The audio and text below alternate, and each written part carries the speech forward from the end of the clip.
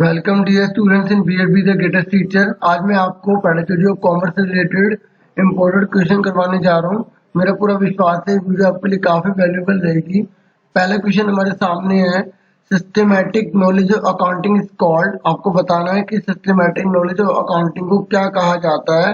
Account कहा जाता है, अकाउंटेंसी कहा जाता है, बुक कीपिंग कहा जाता है, जनरल कहा जाता है। तो इसको कहा जाता है अकाउंटेंसी, ठीक है। और रही बात अकाउंट की, तो अकाउंट जो है वो एक पार्टिकुलर हेड होती है जिसके अंदर पार्टिकुलर जो इवेंट्स होते हैं उसको रिकॉर्ड किया जाता है। जैसे फर्नीचर की अगर हम बात करें तो फर्नीचर से रिलेटेड सारे टर्म्स इसके अंदर आएंगे, ठीक है। जैसे खरीद रहे हैं, बेच रहे हैं, इस तरीके से, ठीक है, या उसमें डेप्रिसिएशन लग रहा है, उस तरीके से। ऐसी बुक कीपिंग जो होती है इसके अंदर हम क्या करते हैं, इसे प्राइमरी भी कहा जाता है क्योंकि हम इसके अंदर क्या करते हैं, जो ट्रांजेक्शन मॉनिटरी और जो नॉन मॉनिटरी होते हैं उसको हम अलग करते हैं, फिर उसको हम रिकॉर्ड करते हैं, फिर क्लासीफाई करते हैं। और रिकॉर्ड करने की बात कही जाए तो वो जनरल कहलाती है, क्योंकि जनरल जो है वो फर्स्ट बुक होते हैं जिसके अंदर सारी की सारी ट्रांजेक्शन जो बिजनेस की होते हैं उनको रिकॉर्ड किया जाता है। इसके अंदर जो आपको पता होगा, पहले डेट होता है, फिर पार्टिकल होता है, फिर लेजर पोली होता है, फिर अमाउंट, फिर दोबारा अमाउंट होती है, क्योंकि पहले वाले में डेबिट, दूसरे वाले में क्रेडिट लिखा जाता है। अगर आपको जनरल के बारे में पता हो तो जनरल के अंदर कौन कौन सी एंट्रीज होती है, एक सिंगल एंट्री होती है जैसे purchase account debit to cash, अगर हमने जो नगद में खरीदा हुआ है। ऐसी कंपाउंड एंट्री होती है जिसमें दो एंट्री एक साथ की जाती है, क्योंकि आपसे पूछ सकता है कि कंपाउंड एंट्री कौन सी होती है, ठीक है, जिसमें दो से ज्यादा एंट्रीज को या इवेंट को इंक्लूड किया जाता है। जैसे हमने रेंट भी पे किया, सैलरी भी पे करी, कमीशन भी पे करी, तो rent account debit, commission account debit, salary account debit to cash. अगर कैश में करिए, बैंक के थ्रू करिए तो बैंक आ जाएगा, ठीक है। थोड़ी थोड़ी इन्फॉर्मेशन प्रोवाइड कर रहा था, थोड़ा स्पीड से। अगर आपको स्पीड जो भी आप देख लेना, 3 डॉट आपको पता ही होगा यूट्यूब में, स्पीड 0 और जो है तेज हो जाती है। तो सेकंड है हमारे सामने कि dash is a descriptive and chronological order of a day to day financial transaction also called a book of dash. तो आपको इसमें फिल करना है कि जो स्टेटमेंट को पूरा कंप्लीट कर दे, तो इसका आंसर आएगा अ डे बुक, ठीक है। A day book is a descriptive and chronological record of day to day financial transaction also called book of original entry, ठीक है। डे बुक कही जाती है और इसको हम ओरिजिनल एंट्री भी कहते हैं। तो इसका आंसर क्या हो गया, हमारा आंसर हो गया इसका फर्स्ट, ठीक है। आगे आ जाते हैं थर्ड क्वेश्चन पर। हिंदी मीडियम में भी आप देखते रहना, और जिनका शब्द का नहीं हो पाता उन्होंने इंग्लिश में लिख दिया है, लेकिन हिंदी शब्द में, जैसे व्यवसाय, व्यवसाय की सहायक क्रिया, ठीक है। तो ये कह रहा है कॉमर्स में क्या इंक्लूड होता है, केवल बिजनेस होता है या ओनली ट्रेड ऑक्सिलरीज, मतलब यहाँ बिजनेस ही आएगा, बिजनेस की ऑक्सिलरी, बिजनेस की सहायक क्रियाएं, या बिजनेस और इसकी ऑक्सिलरी दोनों। देखो बिजनेस का मतलब होता है जिसका मुख्य उद्देश्य जो है प्रॉफिट करना हो, और जो कंटिन्यूस होना चाहिए, क्या होना चाहिए, कंटिन्यूस होना चाहिए, और इकोनॉमिक एक्टिविटी होना चाहिए। और ऑक्सिलरीज का मतलब होता है जो बिजनेस को चलाने में हेल्पफुल होती हैं, जैसे आपका ट्रांसपोर्टेशन हो गया, आपकी बैंकिंग हो गई, आपकी वेयर हाउसिंग हो गई, कम्युनिकेशन हो गई, ये सारी की सारी चीजें, एडवर्टीजमेंट हो गई, ये ऑक्सिलरीज कहलाती है, मतलब सहायक क्रियाएं कहलाती हैं। तो कॉमर्स का मतलब होता है बिजनेस प्लस ऑक्सिलरीज, मतलब जो बिजनेस को चलाने में हेल्पफुल हो, उन सबका टोटल जो है वो कॉमर्स होता है, ठीक है। इस हिसाब से हमारा आंसर क्या आ गया, हमारा थर्ड आ गया, ठीक है। क्योंकि इसके आसपास की अगर चीजें पूछ लेगा ना तो आप इजिली बता दोगे, ठीक है। खाली इतना ही बताना सफिशिएंट नहीं रहेगा, है ना। इसलिए आगे बढ़ जाते हैं, क्योंकि अब इस डेफिनेशन है, इसमें तो मैं कुछ नहीं कर सकता, ये आपको रटनी पड़ेगी। Accountancy refer to the entire body of the theory and practice of accounting, ये कोहलर ने कहा था, ठीक है। तो इसमें तो कुछ भी हम नहीं कमेंट कर सकते। आगे बढ़ जाते हैं, ठीक है। अच्छा हिंदी में ना थोड़ा सा यहाँ पे मिस प्रिंटिंग हो गई तो कोहलर कर लेना, ठीक है। आगे बढ़ जाते हैं फिफ्थ में बोला है which of following is not the branch of accounting. आपको पता ना अकाउंटिंग की बहुत सारी ब्रांच होती हैं, ठीक है। आपसे पूछ रहा है कि इनमें से जो है कौन सी अकाउंटिंग की जो है वो ब्रांच नहीं है। तो जैसे कॉस्ट अकाउंटिंग है, फाइनेंशियल अकाउंटिंग है, ठीक है, फोरेंसिक अकाउंटिंग होती है, फिड्यूशियरी अकाउंटिंग होती है, ऑडिट अकाउंटिंग, मैनेजमेंट अकाउंटिंग, बहुत सारी होती है। तो आपको बताने में से कौन सी अकाउंटिंग की जो है ब्रांच नहीं है, वो है प्रॉफिट एंड लॉस अकाउंटिंग, क्योंकि ये फाइनेंशियल अकाउंटिंग का पार्ट होती है ना। इस हिसाब से हमारा यह आंसर आ जाएगा, ठीक है। आगे बढ़ जाते हैं सिक्स क्वेश्चन की तरफ। तो सिक्स क्वेश्चन में पूछा गया है what is the literal meaning of business. ये मोस्ट इम्पोर्टेंट है मेरे हिसाब से कि बिजनेस का लिटरल मीनिंग क्या होता है। तो बिजनेस का लिटरल मीनिंग होता है बिजी, ठीक है। इस बात को ध्यान में रखना। आगे बढ़ जाते हैं व्यस्त हिंदी में, ठीक है। नेक्स्ट पे बढ़ जाते हैं सेवंथ क्वेश्चन पे। तो सेवन में बोल रहा है कि राहुल एक फार्मर है, वेंट टू द मार्केट, वो मार्केट में जाता है, एंड एक्सचेंज हिज राइस, अपने चावल को एक्सचेंज कर लेता है वीट के साथ। तो आपको बताना है कि ये इकोनॉमिक एक्टिविटी है, ट्रू है, फॉल्स है, हम कुछ भी नहीं कह सकते, हो भी सकती है। आप बताइए कि इसका आंसर क्या होगा। देखो यहाँ पर जो है मॉनेटरी टर्म में नहीं है, और अकाउंटिंग जो मॉनेटरी टर्म की बात करती है या बार्टर सिस्टम है, ये बार्टर सिस्टम कहलाता है। ठीक है, तो इस हिसाब से हमारा आंसर जो है ये फॉल्स हो जाएगा। ठीक है, तो समझ में आ गया होगा। और बार्टर को हिंदी में क्या बोलते हैं आपको पता है ना, वस्तु विनिमय। ठीक है, वस्तु का जब लेन देन होता है वस्तु के बदले में, तो उसे वस्तु विनिमय कहते हैं। ठीक है, आगे बढ़ जाते हैं 8th क्वेश्चन की तरफ। अब 8th क्वेश्चन में पूछा गया है कि ललिता अ हाउस मेकर, ठीक है, sells old newspaper of 2 month, 2 महीने के जो है वो जो है 300 रुपए में अखबार को बेच देती है। ठीक है, तो अब बताओ क्या ये बिजनेस एक्टिविटी है, यस, नो इकोनॉमिक एक्टिविटी है, ये नॉन इकोनॉमिक एक्टिविटी, मतलब कोई भी इकोनॉमिक एक्टिविटी नहीं है। देखो इसमें पैसे तो मिल रहे हैं ना, लेकिन बिजनेस एक्टिविटी नहीं है, कोई कंटिन्यूसली नहीं हो रहा, लेकिन इकोनॉमिक माना जाएगा क्योंकि इसमें पैसा आ रहा है। ठीक है, आर्थिक गतिविधि है। ठीक है, इस तरीके से आगे बढ़ जाते हैं हम 9th क्वेश्चन की तरफ। तो 9th क्वेश्चन बोला गया है कि doctor Ram is operating his own clinic, this economic activities. आपको बताना है कि राम जो है डॉक्टर, वो ऑपरेटिंग जो है अपना खुद का क्लिनिक चला रहे हैं। तो ये इकोनॉमिक एक्टिविटी किस में आएगी, मतलब किस प्रकार की इकोनॉमिक एक्टिविटी है, बिजनेस है, प्रोफेशन है, एम्प्लॉयमेंट है या सर्विस है। तो आपको बताना है ये कौन सी एक्टिविटी, तो प्रोफेशन है, क्योंकि खुद का काम है जिसमें स्पेशल स्किल नॉलेज की जरूरत होती है, उसको हम प्रोफेशन में कहते हैं। ठीक है, एम्प्लॉयमेंट में जब एक पर्सन दूसरे यहाँ नौकरी करने जाता है, ठीक है, और बदले में उसको पारिश्रमिक मिलता है, मतलब वेजेस जो सैलरी वगैरह मिलती है। ठीक है, आगे बढ़ जाते हैं 9th क्वेश्चन की तरफ। 9 तो हो गया, 10 की तरफ बढ़ जाते हैं। 10 में बोला personalised service of expert nature. देखो एक्सपर्ट नेचर की जो है सर्विस है, तो वो किसकी फीचर है, प्रोफेशन की, एम्प्लॉयमेंट की, बिजनेस की, सर्विस की, तो वो प्रोफेशन की ही फीचर होती है। ठीक है, जिसमें विशेष प्रकार की कुशलता, ठीक है, नॉलेज की जरूरत पड़ती है, हिंदी में इसको पेशा कहा जाता है। ठीक है, यहाँ पे पेशा लिखा है। ठीक है, 11 की तरफ बढ़ जाते हैं। 11 में बोला गया which of following economic activity directly related to risk factor. आपको बताना है कि कौन सी इकोनॉमिक एक्टिविटी जो है जिसमें रिस्क बहुत ज्यादा होता है, तो प्रोफेशन में, एम्प्लॉयमेंट में, बिजनेस में, सर्विस में। तो देखो रिस्क होता है बिजनेस के अंदर, जितना ज्यादा आप रिस्क उठाओगे उतना ज्यादा प्रॉफिट आपको मिलेगा, ऐसे चांसेस होते हैं, इसलिए रिस्क फैक्टर इसमें होता है। इनमें जो होता है ना के बराबर रिस्क फैक्टर होता है। ठीक है, इस तरीके से आगे बढ़ जाते हैं 12th क्वेश्चन पे। ये कह रहा है which of following is economic objective. आपको बताना है कि इनमें से कौन सा इकोनॉमिक ऑब्जेक्टिव है। अर्निंग प्रॉफिट, बिल्कुल सही, इकोनॉमिक ऑब्जेक्टिव है। इनोवेशन, ठीक है, मतलब नई नई चीजों की रिसर्च करना, नई चीजें पता लगाना। ऑप्टिमम यूटिलाइजेशन, ये यू है, ऑफ रिसोर्सेज, ऑफ मतलब जो भी हमारे संसाधन उसको ऑप्टिमम यूज करके जितना भी हो सके अच्छे से अच्छा फायदा उठाना। ठीक है, ऑल ऑफ एबव, तो ऑल एबव आ जाएगा। ठीक है, इस तरीके से थोड़ा सा वर्ड एक आधा कम लिख दिया है, लेकिन आप समझ जाना मैं क्या कहना चाहता हूँ, बोल के बता रहा हूँ। ठीक है, 13 पर आ जाते हैं। ये कह रहे हैं विच ऑफ फॉलोइंग सोशल ऑब्जेक्टिव। देखो जो बिजनेस होता है ना, उसके एक होता है इकोनॉमिक ऑब्जेक्टिव होते हैं, एक होता है सोशल ऑब्जेक्टिव होते हैं।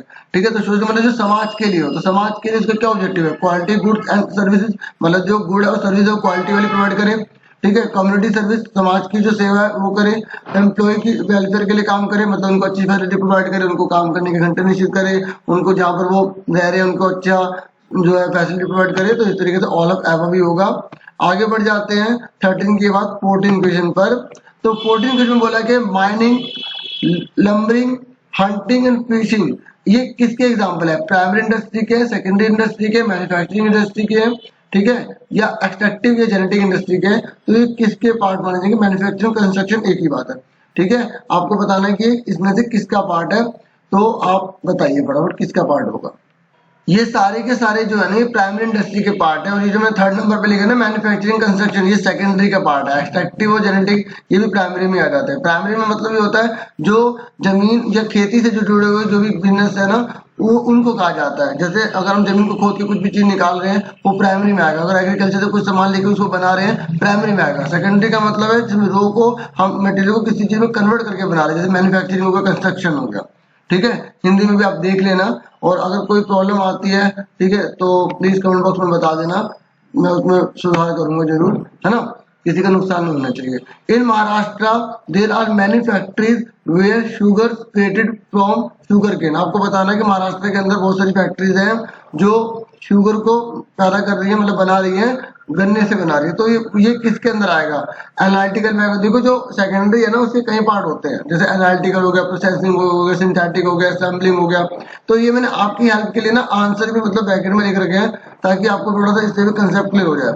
जैसे क्रूड ऑयल जमीन से निकाल रहे हैं, ठीक है, पेट्रोलियम निकाला है ना, तो उसके अंदर से बहुत सारी चीजें निकाल रहे हैं, पेट्रोल निकाल रहे हैं, डीजल निकाल रहे हैं, तो एनालिटिकल में आता है, ठीक है। और अगर हम जैसे स्टील बना रहे हैं आयरन से, तो उसमें प्रोसेसिंग में आता है। ऐसे हम सिंथेटिक में पेंट आदि में केमिकल भी यूज कर करके चीज को बनाते हैं। और अगर अलग अलग पार्ट को जोड़ के कुछ चीज बनाते हैं उसे असेंबलिंग कहते हैं। अब आप मुझे बता सकते हैं कि ये जो हमने चीनी बनाई है गन्ने से, तो ये किसके अंदर आएगी? इसमें क्या हो रहा है? प्रोसेस हो रहा है। अब आप समझ गए होंगे ना, तो प्रोसेसिंग में आएगा, यानी कि सेकेंडरी में आएगा, ठीक है। इस तरीके से ये इसका आंसर हो जाएगा, ठीक है। तो मेरा मेन मकसद क्या है? केवल ऑप्शन थोड़ी करवाना है, उसके आसपास की चीजें भी कराऊं ताकि आपके लिए हेल्पफुल हो जाए। मुझे पूरा विश्वास है कि आपको समझ में आ रहा होगा, है ना। आगे बढ़ जाते हैं, 16 क्वेश्चन की तरफ बढ़ जाते हैं। तो देखो, जो बिजनेस होता है ना उसके सामने बहुत सारी हिंड्रेंस होती है, रुकावट होती है, ठीक है। कॉमर्स के अंदर बहुत सारी रुकावट होती है। तो ये सारे आंसर हैं। जैसे अगर पर्सन की हिंड्रेंस है, पर्सन की हिंड्रेंस है, उसको कौन दूर करेगा? ट्रेड, ठीक है। तो हिंड्रेंस ऑफ प्लेस है, तो इनमें से ना बहुत सारी हिंड्रेंस मैंने लिख रखी है, 6 के 6। अब इनमें से एक जो है ना गलत है। आपको बताना है कि इन 6 के 6 में से कौन सी जो हिंड्रेंस है ना, जो प्रॉब्लम है उसको ये दूर करते हैं, है ना। तो इनमें से कौन सी प्रॉब्लम है जो गलत लिखी हुई है? ये आपको 4 ऑप्शन दे रखे हैं, मैं आपको एक बार पढ़ के बता देता हूँ, है ना। तो मैं आपको ऑप्शन देने की जगह, मतलब ऑप्शन पढ़ने की जगह सीधा समझा ही देता हूँ। देखो, जो हिंड्रेंस ऑफ पर्सन होता है ना, इसका मतलब होता है जो बेचने वाला और जो खरीदने वाला ना, उन दोनों के बीच में कौन पास में लाएगा रिलेशन में? तो ट्रेड में, क्योंकि ट्रेड के जरिए दोनों एक दूसरे को सामान बेचे खरीद पाएंगे। तो हिंड्रेंस ऑफ पर्सन की प्रॉब्लम को कि जो प्रोड्यूसर और जो बायर है वो आपस में मिल पाए, उसको कौन सोल्व कर सकता है? ट्रेड कर सकता है। अगर प्लेस की बात करें, जैसे बहुत से दूर दराज के इलाके हैं, वहां पर सामान कैसे पहुंचेगा? ट्रांसपोर्टेशन से पहुंचेगा। और हिंड्रेंस ऑफ टाइम, टाइम का मतलब होता है कि जैसे आपको प्रोडक्ट तो पूरे साल चाहिए ना, तो अगर वो बार बार तो उग नहीं सकता, तो उसको गोदामों में सुरक्षित रख दिया जाता है, ठीक है। तो वेयर हाउसिंग का स्पेलिंग से सही कर लेना, करेक्शन कर लेना, ठीक है। तो गोदाम जिसे बोलते हैं, गोडाउन, है ना। तो गोडाउन में अगर सामान अवेलेबल रहेगा तो आपको टाइम टू प्रोडक्ट होता रहेगा। तो इस प्रकार टाइम की जो प्रॉब्लम है ना वो भी सोल्व हो जाएगी। ऐसी रिस्क है, अगर आपको किसी प्रोडक्ट में बहुत ज्यादा रिस्क है तो आपको क्या चाहिए? इंश्योरेंस करवाना पड़ेगा, है ना। तो ये यहाँ पे इनकरेक्ट है। और अगर फाइनेंस की प्रॉब्लम आ रही है तो बैंकिंग के जरिए आप आराम से लोन ले सकते हो, फाइनेंस करवा सकते हो। और अगर इंफॉर्मेशन की हिंड्रेंस है कि आपको प्रोडक्ट जो है, जो किसी ने बनाया तो उसका पता नहीं चल रहा है, जैसे मेरा चैनल मैंने बनाया हुआ है तो मेरे चैनल के बारे में अभी लोगों को पता नहीं है, ठीक है। तो अगर मैं उसको एडवर्टीजमेंट करूं या आप जो है प्रमोट करो, आगे जाके अपने फ्रेंड को शेयर करो, तो इस तरीके से वो एक तरह से एडवर्टीजमेंट हो जाएगी, है ना। और मेरे जो प्रोडक्ट, मतलब जो मेरा चैनल है उसके बारे में बहुत से लोगों को पता लग जाएगा, ठीक है। तो इन्फॉर्मेशन की हिंड्रेंस को कौन दूर कर सकता है? एडवर्टीजमेंट दूर कर सकती है ना। तो इस तरीके से आप समझ गए कि कौन सा इनकरेक्टली मैच था।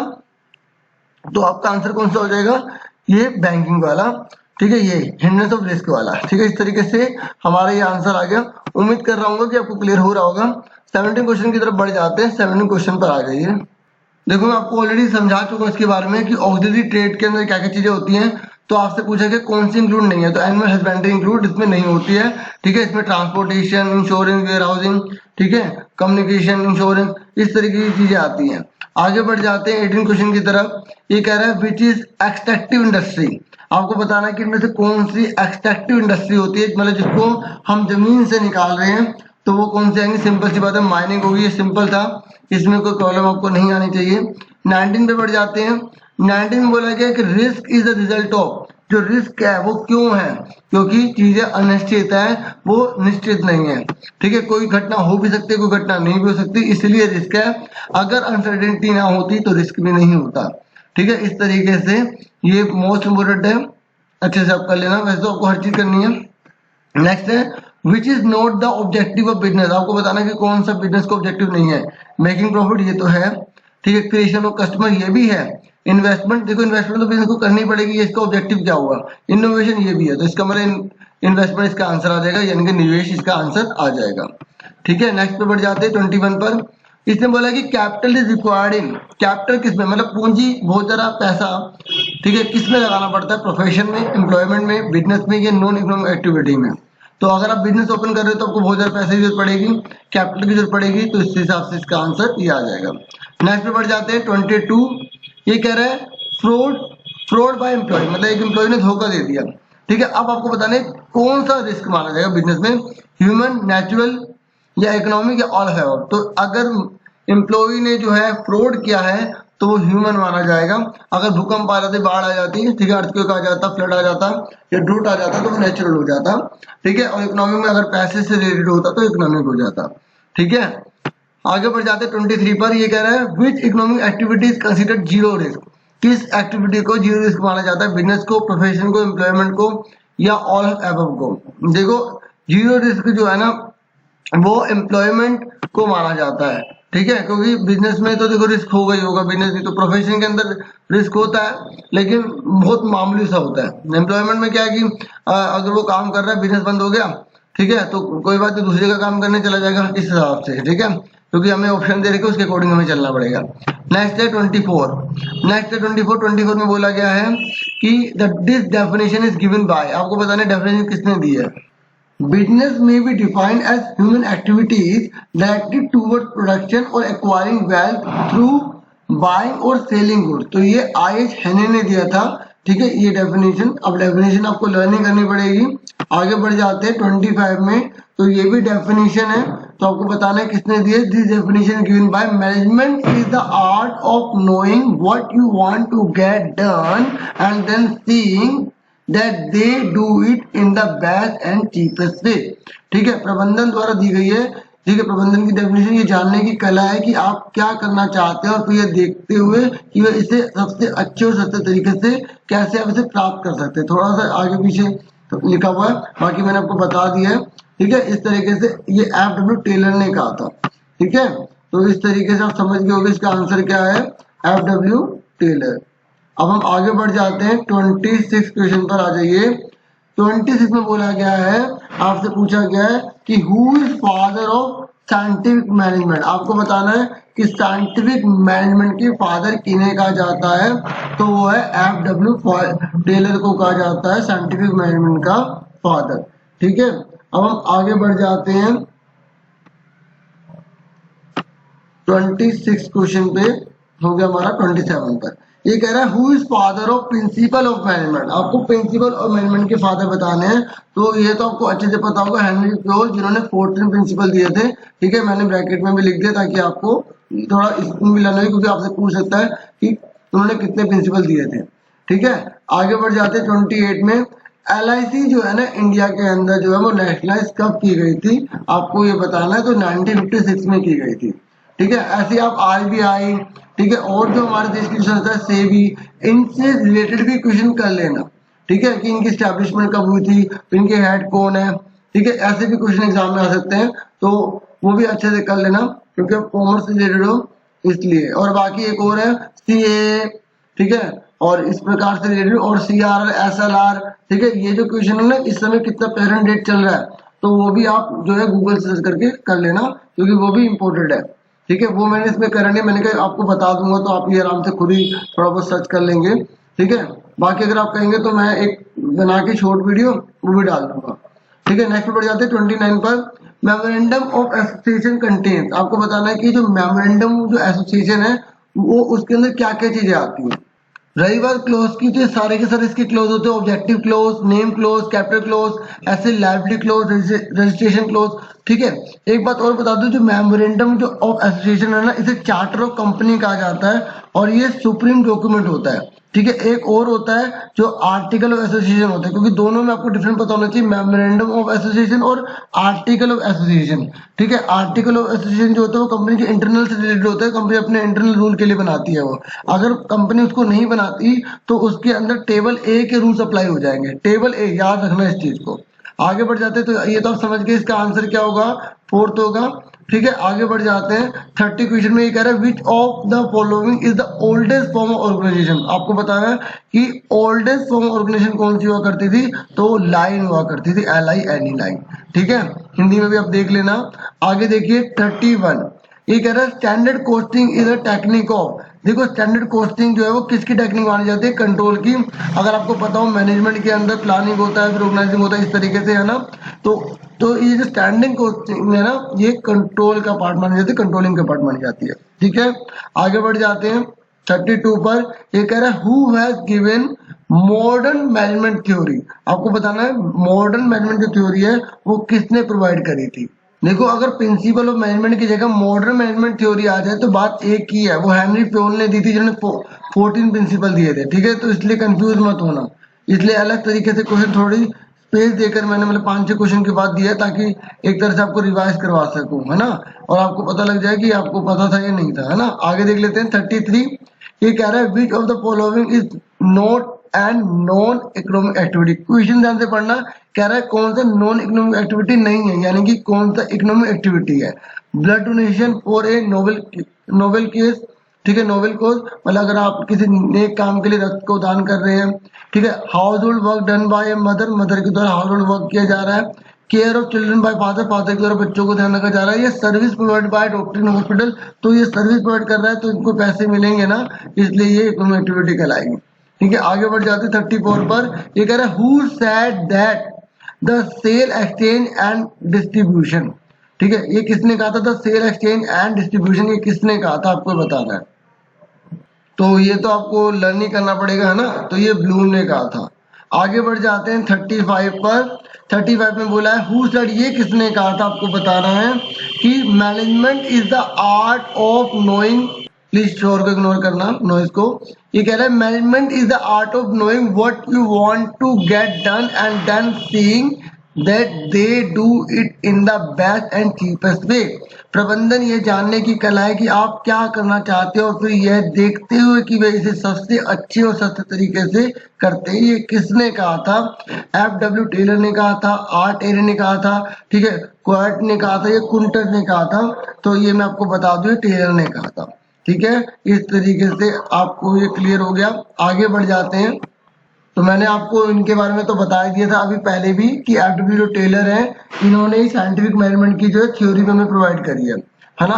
और अगर मैं साइंटिफिक थ्योरी के कुछ प्रिंसिपल्स आपको बता दूं तो जैसे उन्होंने दिया था harmony note Discord, science note the rule of thumb, cooperation note individualism, मतलब सबको साथ लेके चलना चाहिए, इंडिविजुअलिज्म नहीं होना चाहिए, इस तरीके से, है ना। आगे देख लेते हैं 36 क्वेश्चन में क्या बोला गया है।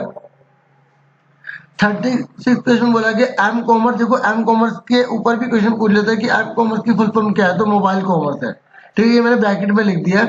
अब आपको बताना है कि एम कॉमर्स होता क्या है, delivery of electronic commerce, trade anywhere, ठीक है, वाया वायरलेस टेक्नोलॉजी, ठीक है, इसको इकट्ठा कर लेना। नेक्स्ट है और retail outlet in your customer, correction कर लेना। ठीक है, तो ये सारी की सारी ही इसमें इसकी जो फीचर हो, ये सारे के सारे क्या कहलाता है, एम कॉमर्स कहलाता है, हिंदी में भी आप पढ़ सकते हैं। नेक्स्ट है 37। तो 37 बोला गया who is father of M commerce, आपको बताना है कि एम कॉमर्स जो मोबाइल कॉमर्स उसकी फादर कौन है। तो केविन जो डफी हैं वो एम कॉमर्स के जो है फादर कहे जाते हैं। ठीक है, 1997 में, ठीक है, इन्होंने इसके बारे में जो है काफी कुछ बताया था। ठीक है, आगे देख लेते हैं। नेक्स्ट क्वेश्चन हमारे सामने है, तो अच्छे से कर लेना क्योंकि आप ये जितने भी सारे क्वेश्चन है आपकी यूनिट 2 से ही रिलेटेड है। ठीक है, बाकी जो यूनिट 3 यूनिट 4 है वो तो आपको पता है सब सब्जेक्ट की सेम ही है ना। तो जो टफ है उसमें मैं आपकी हेल्प कराने की पूरी कोशिश कर रहा हूँ। नेक्स्ट है हमारे सामने कि who is father of commerce according to Greek mythology, आपको ग्रीक मैथोलॉजी के अकॉर्डिंग बताना है कि फादर किन्हें कहा जाता है। ठीक है, किनको कहा जाता है, पोसीडन को कहा जाता है, या के वेटवर्न को कहा जाता है, या लुका पैसियोली को कहा जाता है, या माइकल एलरिच को कहा जाता है। तो कौन है, तो उसका आंसर है पोसीडियन को कहा जाता है ग्रीक मैथोलॉजी के अकॉर्डिंग फादर ऑफ कॉमर्स। ठीक है, आगे बढ़ जाते हैं। ये सारे के सारे किसी न किसी के फादर है जिन्होंने कुछ ना कुछ चीज प्रोवाइड करी है। तो अगले क्वेश्चन में धीरे धीरे आपको क्लियर होता चला जाएगा। 39 क्वेश्चन पे आ जाते हैं। ठीक है, 39 क्वेश्चन में बोला गया who is consider father of e commerce in the world, world के अंदर किसको माना जाता है फादर ई कॉमर्स का, तो वो माइकल एल्ड्रिक है। ठीक है, ये आप अच्छे से लर्न कर लेना, माइकल एल्ड्रिक। नेक्स्ट आ जाते हैं 40 पर। तो 40 पे पूछा गया who is father accountancy in India, India के अंदर जो अकाउंटेंसी की जो फादर है वो किन्हें माना जाता है, तो वो माना जाता है के वेटकिशोरन को। ठीक है, ये आंसर हो जाएगा। ठीक है, बाकी इनके नेम की प्रोनाउंसिएशन आप भी एक बार चेक कर लेना। ठीक है, नेक्स्ट है 41, who is father of accountants in India. तो ये तो ऑलरेडी हम डिस्कस कर चुके हैं ना, तो ये 2 बार लिख दिया मैंने, है ना, तो कोई बात नहीं, दोबारा टिक कर लेते हैं। 42 पर आ जाते हैं। तो 42 में पूछा गया who is father of accounting in world. आपको बताना है कि अकाउंटिंग की जो फादर है इस पूरे संसार में किसको माना जाता है, तो वो लुका पैसियोली को माना जाता है। ठीक है, तो ये आंसर इसका आ जाएगा। 1 मिनट, हाँ ठीक है। तो आगे बढ़ जाते हैं, 43 पर आ जाइए, क्योंकि ये सब आपको लर्न करने वाला है। ठीक है, इसने बोला who is founder of double entry system. जो डबल एंट्री सिस्टम है वो उसके फाउंडर किनको माना जाता है, तो आपको ये बताना है। तो पैसियोली है। ठीक है, अभी हमने पढ़ा था लुका के बारे में, लुका पैसियोली। ठीक है, आपको मैं दिखा देता हूँ। ठीक है, तो ये देख लिया, अकाउंटिंग के जो फादर है उन्होंने डबल एंट्री के बारे में जो सिस्टम के बारे में दिया है। ठीक है, लुका पैसियोली पूरा नाम है इसका, जानबूझ के पैसियोली लिखा था कि आपको ये चेक किया जा सके कि आपको लर्न हुआ या नहीं हुआ। ठीक है, बाकी उम्मीद कर रहा हूँ आपको समझ में आ रहा होगा। अभी कह रहे हैं विच of following is not a type of accounting. आपको बताना है कि इनमें से कौन सा अकाउंटिंग का टाइप नहीं होता, real account, nominal account, balance account या पर्सनल अकाउंट। ठीक है, यहाँ अकाउंट कर लेना, टाइप ऑफ अकाउंट। तो आपको पता 3 होते हैं, एक होता है रियल अकाउंट, दूसरा नॉमिनल अकाउंट, तीसरा पर्सनल अकाउंट। ठीक है, रियल में आपको रूल याद होगा, debit what comes in, credit what goes out. Nominal में debit all expenses and losses, credit all income and gains. और पर्सनल में क्या होता है, आपको debit the receiver, credit the giver. ये आपको गोल्डन रूल भी कहा जाता है, अच्छे से लर्न होने चाहिए क्योंकि आपसे पूछ सकता है। ठीक है, इस हिसाब से इसका आंसर क्या आ जाएगा, बैलेंस अकाउंट आ जाएगा, क्योंकि ये इस प्रकार का नहीं होता। ठीक है, बैलेंस शीट होती है। आगे देखते हैं। तो आज इतने ही है, बहुत क्वेश्चन, मुझे पूरी उम्मीद है आपको अच्छे से समझ में आ गया होगा और वीडियो आपके लिए काफी अवेलेबल होगी। प्लीज चैनल को लाइक जरूर करें, सब्सक्राइब जरूर करें और इस तरीके से मुझे सपोर्ट करें और जितना हो सके प्लीज शेयर करें। Thank you for watching and listening carefully. Take yourself dear student. आप बहुत अच्छे से पढ़ो और अच्छे से एग्जाम दो। आपको मेरी तरफ से बेस्ट ऑफ लक, बेस्ट विशेष मेरी आपके साथ है। आप खूब तरक्की करो। Thank you once again. Take yourself, dear students.